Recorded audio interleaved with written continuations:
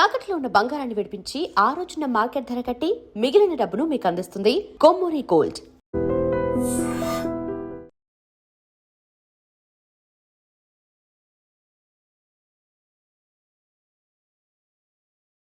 ఏంటి నిన్ను చూసి నువ్వే భయపడుతున్నావా?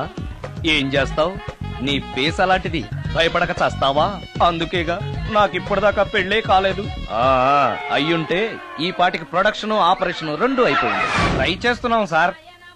ఇప్పటికే పెళ్లి చూపులు హాఫ్ సెంచరీ పూర్తయినాయి. సెంచరీ అయ్యేలాగా ఈ గంతకు తగ్గ బంత దొరకపోతుందా? డబుల్ సెంచరీ కొట్టినా నీకు మ్యారేజ్ అవ్వడం నాకు డౌటే. ముష్టి వాళ్ళకి మోస్ట్ వాంటెడ్ టెర్రరిస్టులకు కూడా పెళ్ళయి పిల్లలున్నారు. నీకేరా లేంది. అయితే నన్నేం చేయమంటావు? బిర్యానీలో బేగాన్ స్ప్రే కలుపుకుని తిని చావు. చాలే, నోరు మూసుకో. అసలే చండాలమైన ఫేస్ వేసుకుని పెళ్ళి ఒక నేను ఎడుతుంటే పైగా నీ ఎగతాడు ఒకట పాదలకే.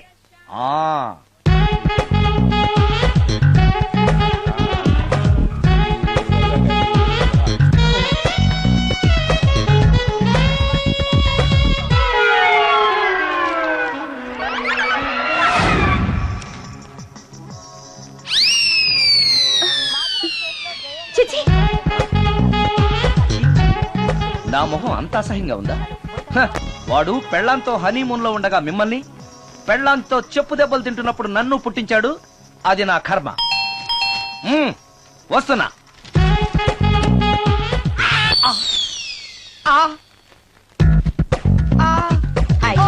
ఏటి మడిచే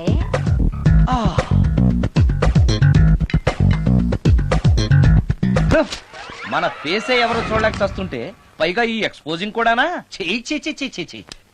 లోపల డ్రాయర్ ఉంది కాబట్టి సరిపోయింది. అమ్మో ముత్యాలు. ఏటి బాబు? నేను రికార్డింగ్ థియేటర్ కి వెళ్ళొస్తాను. అలాగే బాబు. ముత్యాలు, మళ్ళా ఏటి బాబు? ఇందాక నువ్వు చూసింది ఎవరికి చెప్పకు. అందరికి చెప్పుకొని తిరగటానికి నేను చూసింది ఏమైనా రామాయణంలో సుందరాకాండ కట్టవా బాబు? వెళ్ళా బాబు. Excuse me. మిమ్మల్ని కాదు. నన్నండి? మిమ్మల్ని. ఈ అపార్ట్మెంట్ లో పని మనిషి తప్ప ఏ ఆడది నాతో మాట్లాడదు. ఈవిడికి నాతో పని ఏంటబ్బా? ఎస్. మీకు అభ్యంతరం లేకపోతే ఓ ఫోటో తీసుకోవచ్చా? నన్నా? ఆహా, టైం మారింది. మన ఫేస్ కి ఏకంగా ఫోటోలే తీసుకుంటున్నారు. ఈ ఛాన్స్ వదలకూడదు. ఓకే. Excuse me. సాధారణంగా మీరు అసలు నాతో మాట్లాడరు కదా. ఇవాళ ఏకంగా నా ఫోటోయే తీసుకోవడానికి కారణం తెలుసుకోవచ్చా? మా బాబు అన్నం తిన్నని గోలు చేస్తున్నాడు. నీ ఫోటో చూపించి బెదిరిద్దామని. ఇందులో జోక్ బాగుంది.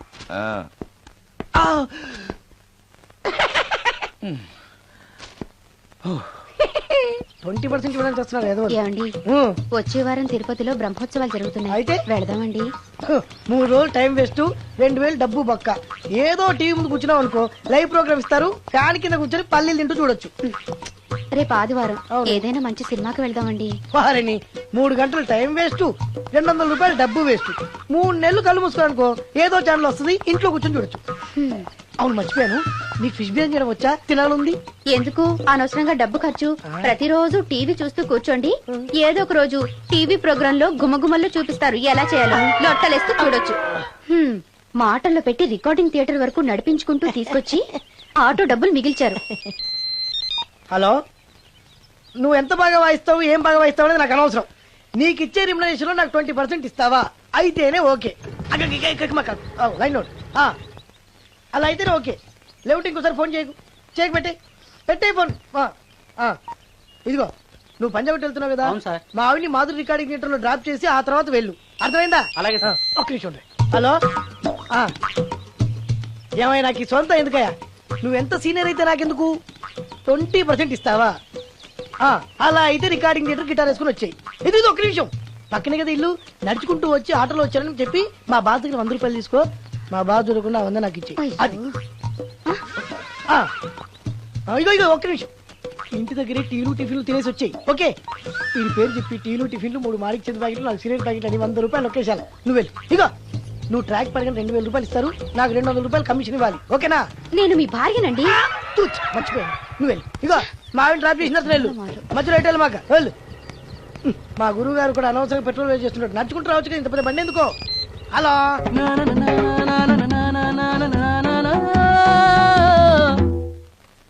ఏమయ్యా నువ్వు ఇన్స్ట్రుమెంట్ ప్లే చేస్తున్నావా దుమ్ము దులుపుతున్నావా? Sorry sir. కొంచెం స్లోగా. Okay sir. Please please. Sir good morning sir. ఏంటయ్యా అందరూ వచ్చేసారా? అందరూ వచ్చారు సార్, ఆ. ఒక్క ప్రసాద్ గారు రాలేదండి. అదేంటి వాడు నిన్నే వస్తానని చెప్పాడు కదా. వాడికి పెళ్లి సెటిల్ అయింది సార్, రావడానికి ఇంకా 2 రోజులు పడుతుందని ఫోన్ చేశాడు.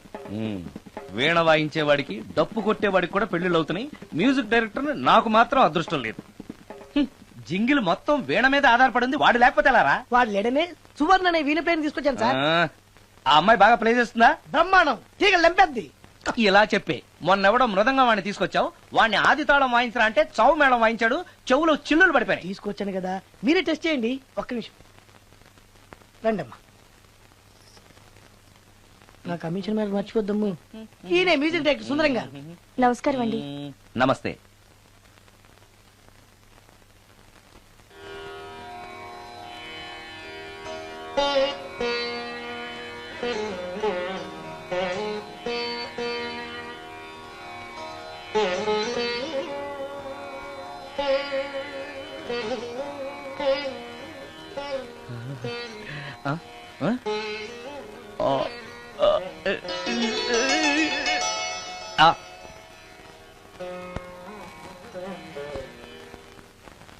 బాయ్ కొంచెం అప్పుడే వంకరగా ఉన్నంత మాత్రం రుచిపోతుందా? అబ్బాయి డబ్బు బాగా సంపాదిస్తున్నాడు. డబ్బుంటే అన్నీ ఓకే. మీ తమ్ముడు మాకు బాగా నచ్చాడండి. నేను మీకు నచ్చాను, మీ అమ్మాయి మా అందరికీ నచ్చింది కాబట్టి. చెప్పు బాబు. అది అది ఏంట్రా? మీ అమ్మాయితో నేను మాట్లాడాను. ఈ రోజుల్లో ఇవన్నీ మామూలేగా బాబు, తీసుకెళ్లి మాట్లాడు. రే ఆగరా, ఏమడుగుతావురా? మ్యూజిక్ వాయించడమేనా లేకపోతే స్టెప్స్ కూడా వేయటం వచ్చా అని అడుగుతావా? బల్లిగుడ్లతో ఆమ్లెట్ వేయడం వచ్చా అని అడుగుతా. కింద పడలేదు. మా రోజుల్లో ఇలాంటి పద్ధతులు ఏమీ ఉండేవి కాదు. పెళ్ళవక ముందే పక్కకు తీసుకెళ్లి మాట్లాడడానికి ఏముంటాయని. ఏముంటాయండి, మామూలుగా పెళ్లి చూపుల్లో అమ్మాయిని వంట బార్పు వచ్చా అని మనం అడుగుతాం. కానీ ఈ రోజుల్లో నీకు వంట చేయడం వచ్చా, బట్టలు ఉతకడం వచ్చా, అంట్లు తోమడం వచ్చా అని అమ్మాయిని అబ్బాయి అడగటానికి పక్కకు తీసుకెళ్లి ఉంటాడు. అంతే తేడా. ఓ చాలా ఎక్కువైంది, తగ్గించండి. ఏమీ లేదు, నేను నచ్చానో లేదో తెలుసుకోవడానికి పిలిచాను. నేను నచ్చానా? నువ్వేం మొహం పడకు, ధైర్యంగా చెప్పే. దానికంత ఆలోచించడం దేనికి? నేనేమీ అనుకోను, చెప్పేయి. నాకు మీ మొహం చూడాలంటేనే భయం వేస్తుంది.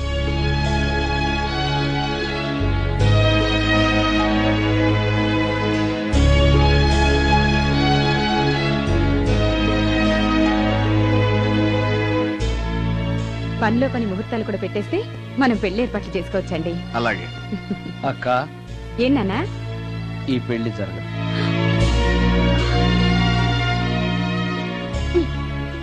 అసలు నీకు బుద్ధుందా? మేమందరం ఒప్పుకున్నాక ఆ అమ్మాయి అభిప్రాయంతో నీకు పనేంట్రా? నేను నచ్చానా లేదా అని అమ్మాయిని వెళ్ళి ఎవరు అడగమన్నారు నిన్ను?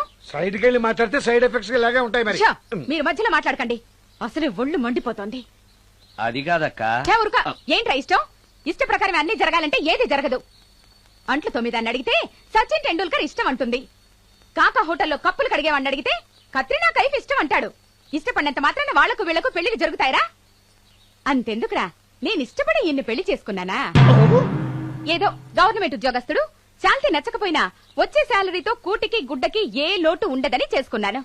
ఆ పర్సనాలిటీ చూడు, ఇన్షర్ట్ చేస్తే బియ్యం బస్తాని మధ్యలో తాడేసి కట్టేసినట్టుంటుంది. నవ్వితే నాగుపం బుసగొట్టినట్టుంటుంది. మాట్లాడితే గ్రైండర్ లో రాళ్లేసి తిప్పినట్టు గలగలగలమని ఒకటే మోత. ఇవన్నీ ఎందుకురా? మనిషికి మాయరోగం వచ్చి ఫట్టుమని పోయాడనుకో, ఏదో వచ్చే పెన్షన్ తో హ్యాపీగా బతకొచ్చు కదా అని చేసుకున్నాను. అయినా ఆడదానికి ఇష్టాలతో పనింట్రా? ఆస్తుందా, అంతస్తుందా, వచ్చే సంపాదన ఎంత అని ఆలోచించి అడ్జస్ట్ అయిపోవడమే. అసలు నిన్ను చూడగానే ముచ్చట పడిపోయి పెళ్లి చేసుకోవడానికి నువ్వేమన్నా మన్మధుడివా లేకపోతే మిస్టర్ ఆంధ్రావా? చూసావా అక్క, నువ్వు కూడా అట్టగన్నావు. దానికి నేను ఇష్టం లేదంటే పెళ్లి చేసుకోవచ్చే, కానీ నన్ను చూస్తేనే భయపడిపోయే ఆడదని నేను ఎలా చేసుకోమంటావు? ఎలా? నువ్వు ఒక వేస్ట్. గురుగారు నచ్చిందా? భయమేస్తుంది. ఏదో ఒక మూడ్లో అలా అనేశాను, సారీ. ఆ రోజు నేను అలా మాట్లాడి ఉండకూడదు, నన్ను క్షమించండి. అబ్బే ఐఎమ్ వెరీ సారీ, మీరు చాలా బ్రహ్మాండంగా ప్లే చేశారు, చాలా బాగుంది.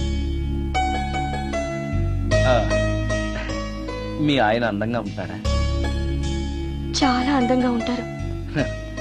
ఆ రోజు నన్ను చేసుకోపోవడమే మంచిదైందనమాట. మీరు చాలా అదృష్టవంతులు. కాదు, దురదృష్టవంతురాల్ని. ఆయనకు లేని అలవాటు అంటూ లేదు. అన్ని అవలక్షణాలే.